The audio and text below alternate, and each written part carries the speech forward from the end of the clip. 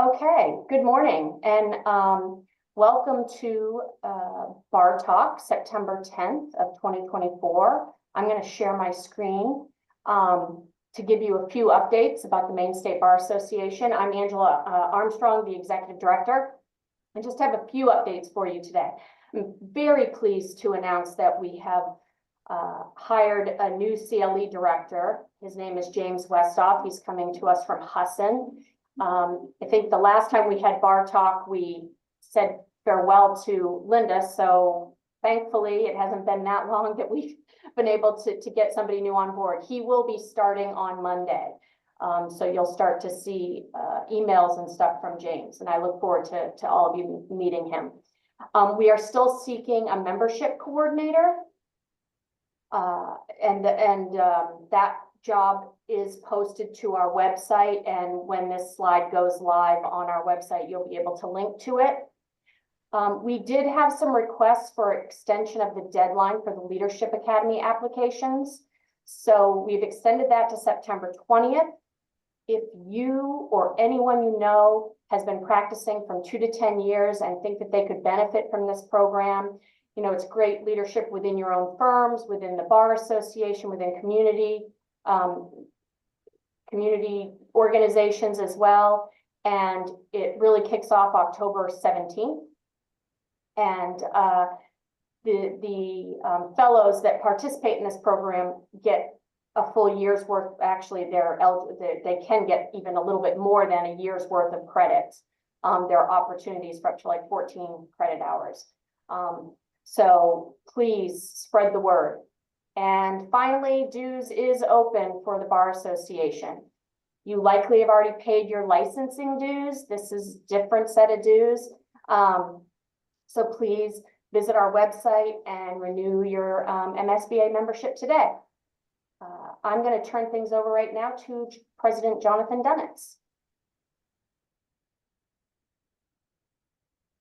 Thank you, Angela. I just wanted to thank our three panelists, Gretchen Johnson, Michelle Anderson, and Deirdre Smith, for joining us today.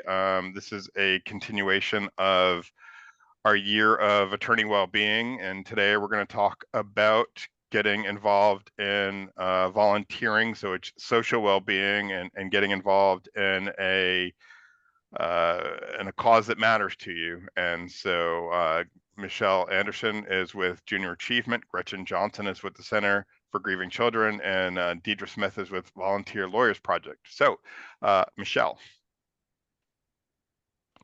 Wonderful. Thank you, Jonathan, and hello, everyone. Thank you so much for your time today. I'm here to talk a little bit about Junior Achievement of Maine and the work that we are doing to inspire and prepare the next workforce in Maine, which are sitting in our classrooms today.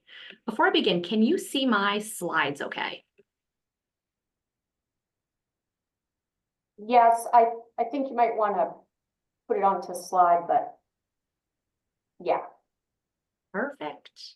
Yep, Okay, there you go. Great. So a little bit about Junior Achievement. I'm hoping to go over a quick overview with you and then really share some great volunteer opportunities with you. So a little bit about Junior Achievement of Maine. Again, our mission is all about inspiring and preparing kindergarten through 12th grade students to be career and life ready.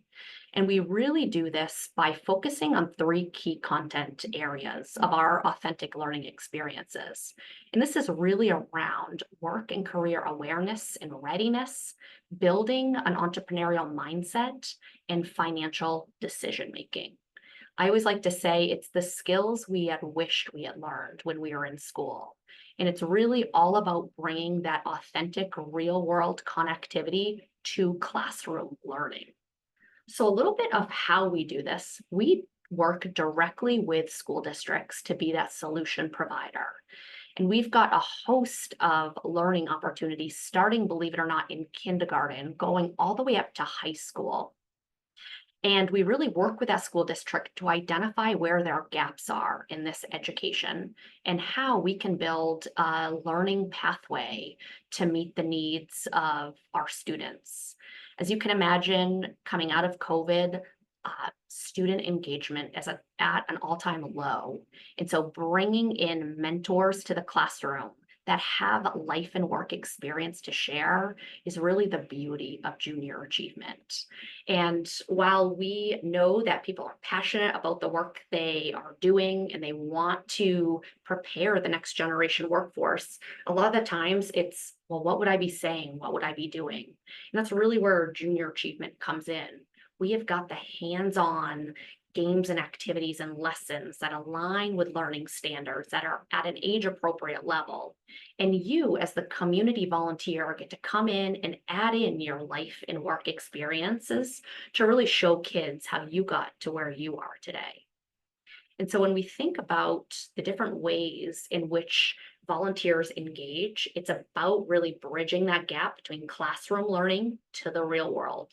So whether it's bringing a group of students to your place of business for job shadows, or simply coming for an hour to do a career speaker opportunity where you're talking about your job, you're talking about your industry and the job opportunities that exist. We have a host of different ways that you can get right into the classroom, going over the course of several weeks or even just one full day. And then we have a really great high school program called JA Titan, where kids go through a simulation and actually become CEOs and business professionals for the day and run a company. And so we certainly could not do it without the community that is the ones that are delivering these programs. We have this past year close to 700 community volunteers that donated over 61,000 hours.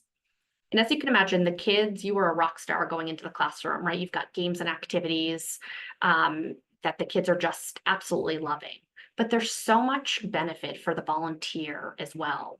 And so you think about the professional development opportunities that for you and your team, you're practicing time management and public speaking and adaptability, organization to a very forgiving audience, right? The kids don't know what you're going to say. There's no wrong way to deliver our materials.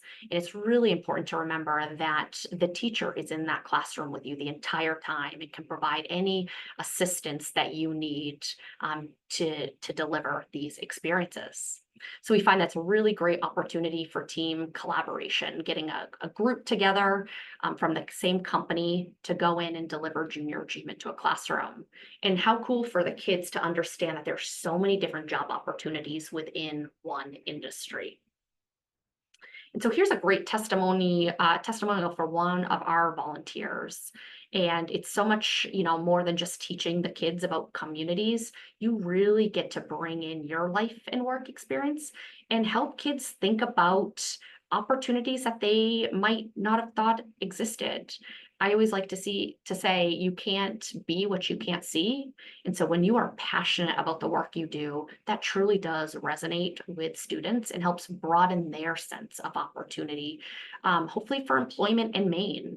We know that Maine has an aging workforce and there's so many job vacancies. So early education, early career education is so vitally important so that the time kids get to that high school graduation, hopefully they've got a great sense of the job opportunities, companies, and industries that exist in our state.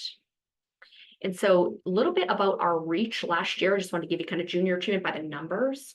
We impacted over 13,000 students in 176 schools across the state, again, with close to 700 community volunteers.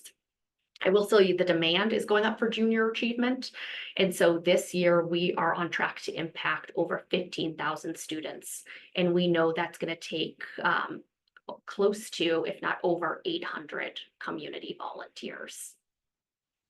So a little bit about the impact, as you can imagine, a big piece of the work that we're doing with school districts is around helping grow and engage students. I don't know if I'm not a parent, but I hear all the time from not only our volunteer base, but from our educators, kids saying, why do I need to learn math? Why do I need to learn this in school?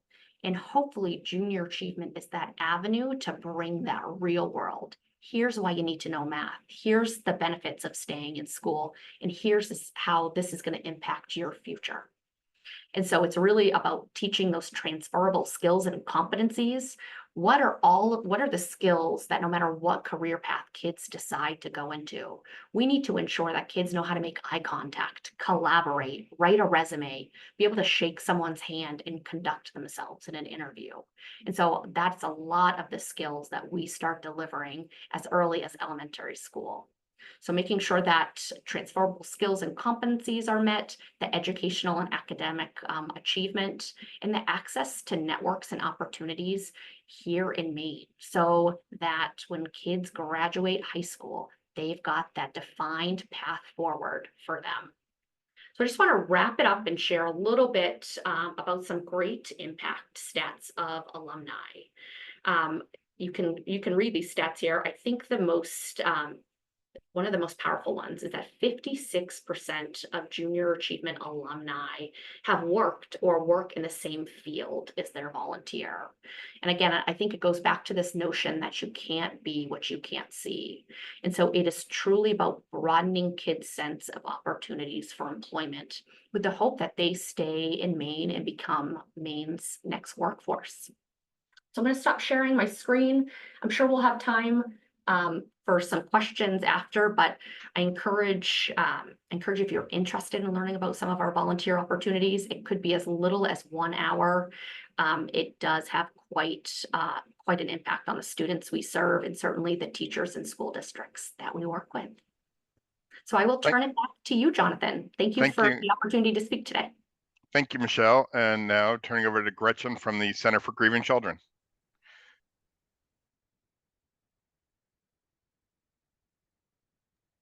Thanks, Jonathan. Hopefully everyone can hear me and see my screen. I'm really pleased to be here today and honored to share the panel with the Volunteer Lawyers Project and Junior Achievement, two amazing organizations. And I'm going to be glad to talk to you a little bit about the Center for Grieving Children in a little bit, but I wanted to start by sharing some really interesting information that I recently learned about through a training that was given for volunteers and for organizations and nonprofits. And it had to do with the recent report issued by our Surgeon General, Dr. Vivek Murthy, focusing on the epidemic of loneliness and isolation in this country, really shining a light on the mental health aspects of social isolation. And since the numbers of, that represent social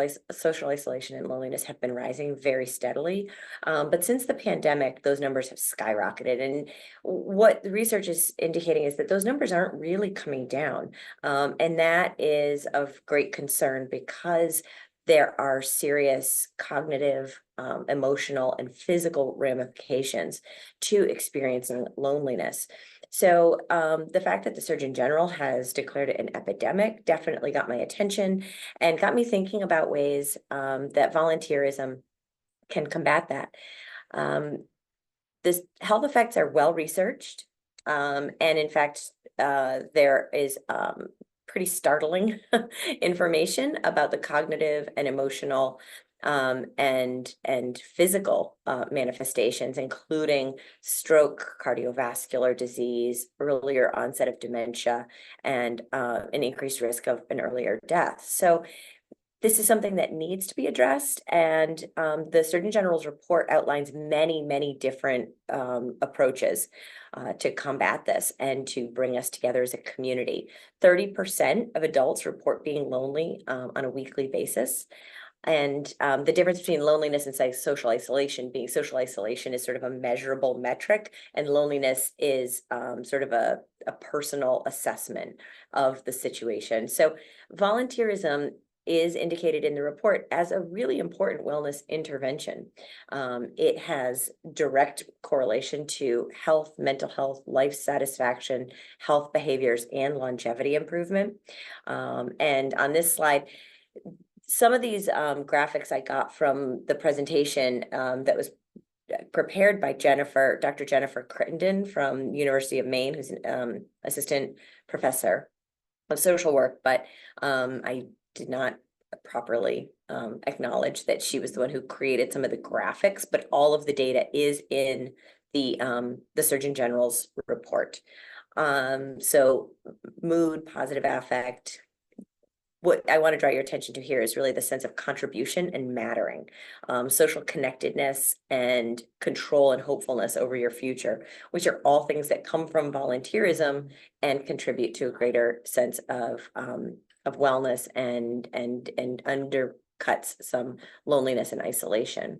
So specifically, the Surgeon General calls out volunteering, but not just any volunteering. A little bit of volunteering is great, but they indicate in the report that 100 hours or more per year are really when those health benefits start to get seen. So we're talking about, 1 to 3 hours per week at least. And, anything beyond that is just even better, up to 800 hours. Oh, I didn't mention, another interesting measure is in the Surgeon General's report, the damage done through a feeling of loneliness and social isolation is equivalent to smoking 15 cigarettes a day. So it's pretty serious, and one that is really easily remedied through creating community, through feeling connected and through being engaged. And so I'll talk a little bit about the Center for Grieving Children specifically, because we would love to have more volunteers. In fact, we've seen volunteerism drop a bit. We saw it drop quite a lot during the pandemic. Luckily, we were able to move to online groups, and we still do conduct online groups, although we are back to our in-person groups as well. And the numbers are steadily rising again, but the only inhibitor to the growth to be able to serve all of the people in need of our services is our lack of facilitators. So if you know people, I'd like to put a call out. We would love to have you join us. The Center for Grieving Children, in case you don't know, is a completely free service for kids, adults, teens, families, caregivers, widows and widowers, and the community to express grief in peer-led support groups.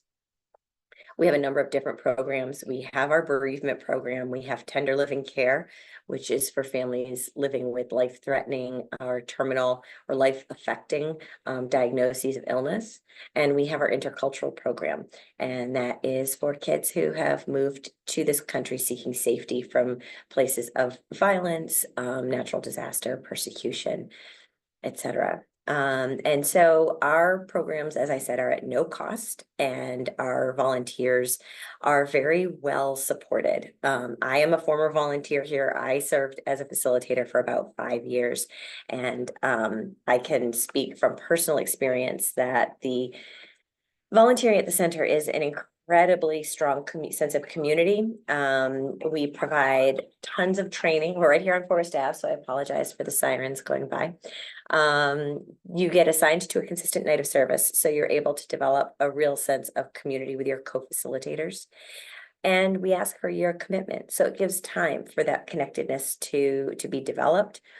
And every weekly session is begun with a pre-group and ends with a post-group, so that everybody is as supported as they can be, and nobody is coming in distracted and carrying with them the weight of their day, and nobody leaves carrying with them any emotional residue that might come up or be a result of what they hear from their participants. We provide lots of training, consultation, and support throughout the year. And we also get together socially. There's communication that goes out. We have opportunities for age group facilitators to get together from multiple nights to share ideas and be inspired by each other. And, because 1 year is a long time, every week we make sure that everyone has an opportunity to take breaks as they need to.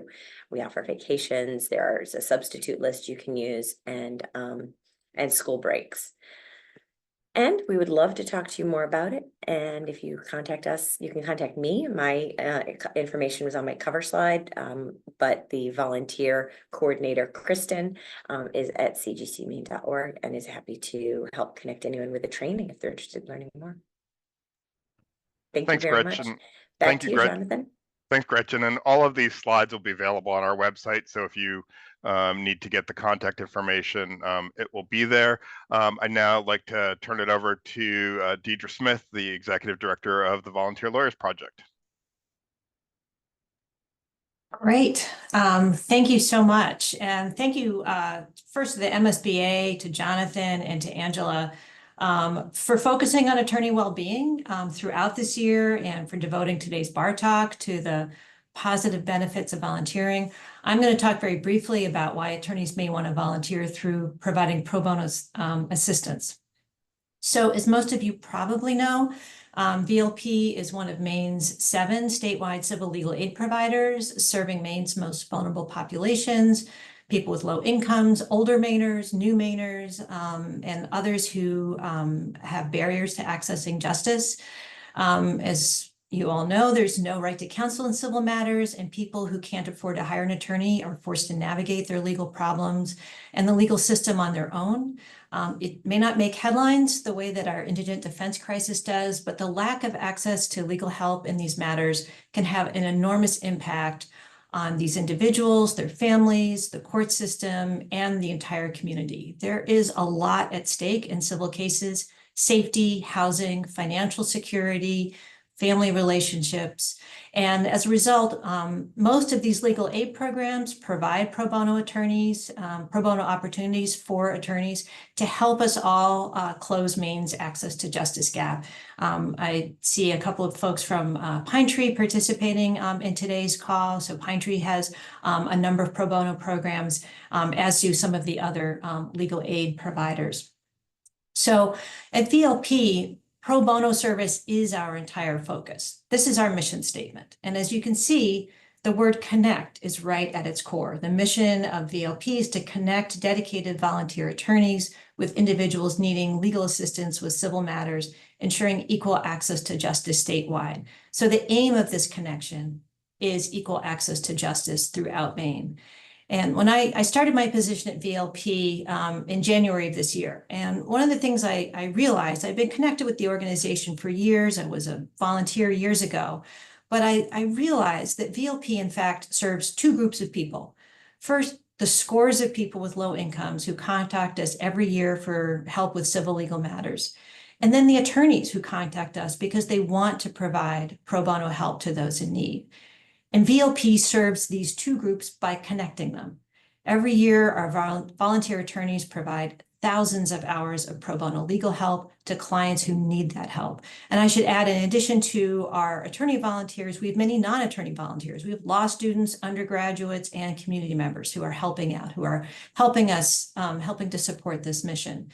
So we connect these 2 groups, 1 client and 1 attorney at a time.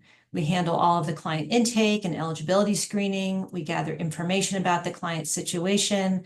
We figure out what kind of help the client needs and how best we can provide it. And we support our attorney volunteers by helping each one find the form of pro bono service that best fits their goals.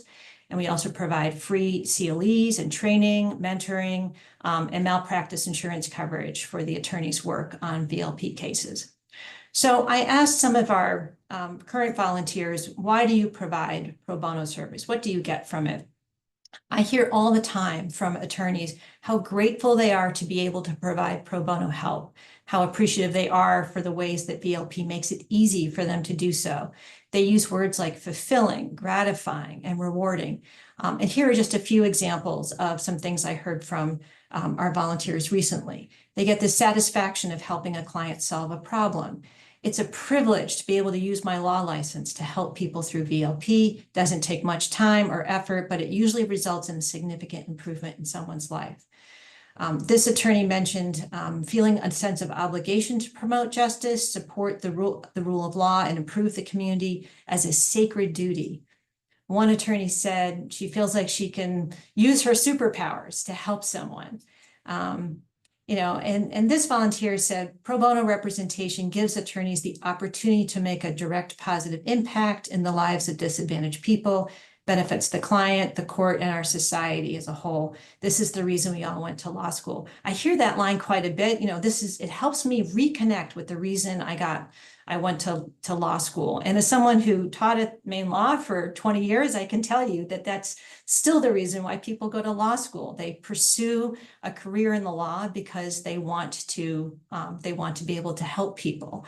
And just, to give one example, the response to the tragic mass shooting in Lewiston last year is one way that attorneys can use our licenses to help. In the wake of those shootings, so many attorneys just wanted to know how they could be part of the community response, how they could support the victims' families and the survivors with their legal needs. And VLP and the other legal aid organizations quickly put together a collaboration so that we could connect attorneys who wanted to help with these victims' families and the survivors.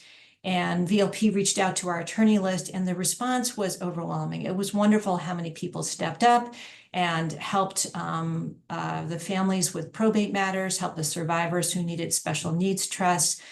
It's a dramatic example, but of course, there are so many people who need help every day, and the attorneys who contact us want to be part of that solution.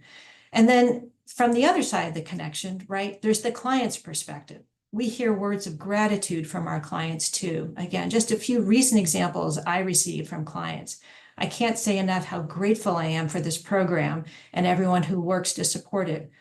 I'd like to thank the volunteer attorney for help. You, referring to the staff member as well, you've both been empowering. We thank you for all your affirmation.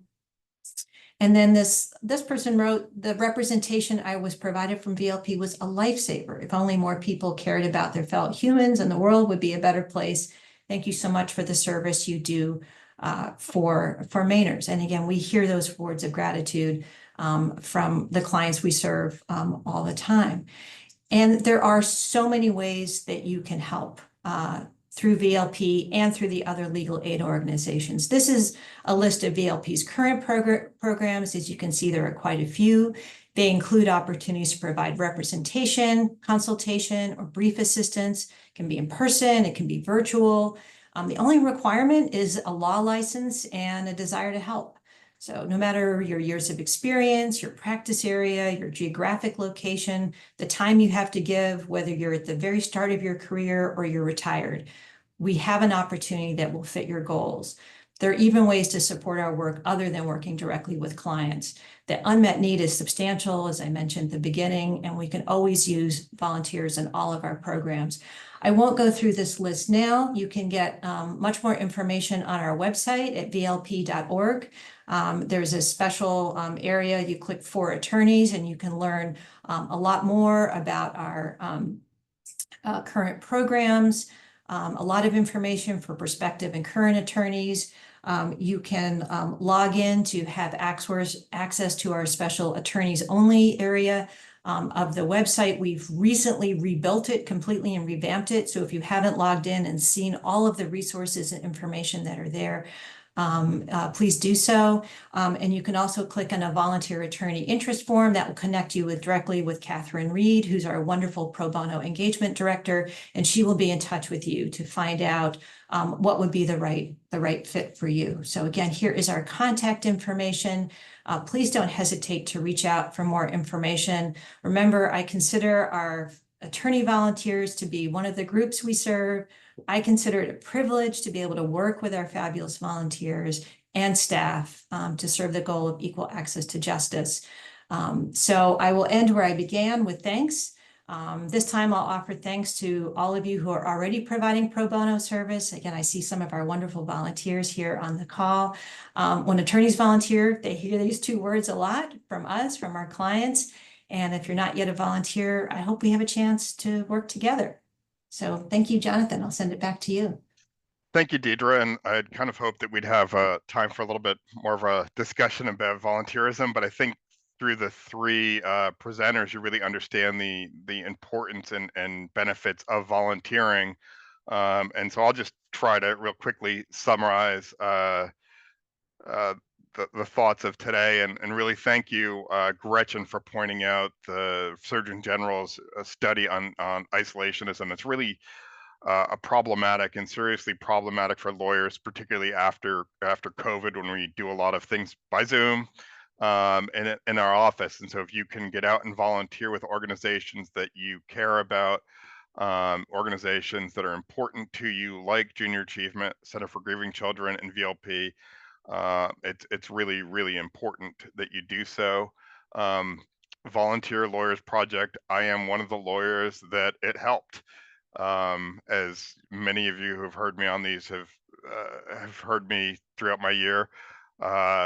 In 1996, I was diagnosed with clinical depression and fought with it over the years, leading to, in 2005, a week of hospitalization. And as I was rebuilding myself and my practice in 2006, I took my first pro bono case. It was an appeal of a family law matter where we were able to ensure that a single mom get to keep her house. And as I recall correctly, I don't think it was the appeal that came down. I think it was when it got remanded and retried. And I think right around Christmas was when we got the order the second time around. And so the satisfaction of being able to tell someone, yes, you can stay in your house, because this was a single mom who was an ed tech, never would have been able to buy a house if she had not been awarded it in the divorce. And, so that was just some of the most satisfying work, and really kind of one of the things that helped me get back to being a practitioner and enjoying the practice of law again. So I can't suggest strongly enough that you all get involved in some volunteer activity, whether it's for VLP. I know some folks say, I do this all day, every day. I'd rather do something else. We've given you 2 other options. There's plenty of other ones out there. So please, lawyers can make a difference in so many different ways, whether it's through the law or other things, by being leaders in the community. And I really hope that you will do that. And with that, I think we can conclude today's bar talk, and we'll see you in October when we talk about feeling well and mental health. Thanks, everyone.